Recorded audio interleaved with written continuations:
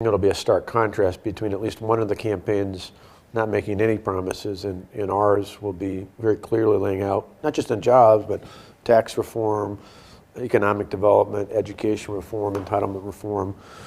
I'd like to put out a pretty big, bold agenda for where we'd like to go in the next term. Would you rather run against Kathleen Vowed or Mary Burke?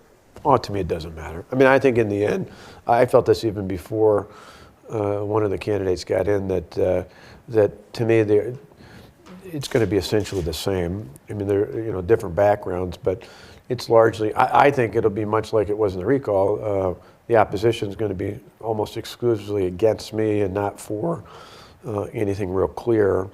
And so we're going to have to lay out a big, bold agenda and let people choose. Say, do you want to go forward or backwards? To me, it's simple. Whether it's Mary Burke, Kathleen Vindholm, or any number of others, they embrace policies that would take us back to Jim Doyle.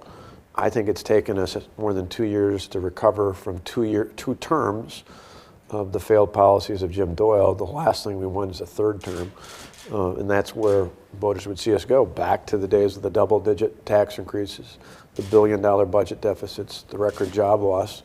Instead, I think people want to go forward, not backwards, and we're going to lay out a vision of how we continue to go forward. I'll announce in the spring, but I don't see any circumstance where I don't run. The reason I haven't announced is simple. The legislative session goes through the beginning of the spring. People elected me to get things done this term, focusing on the economic and fiscal recovery that we've been hammering on for the last 2.5 years. And so I want to continue to stay focused on being governor. Once the legislative session's done and we've gotten the things that we wanted to get completed during our tenure that require legislative approval, obviously I'll continue to be governor, but that to me is a more appropriate time to start talking about a campaign.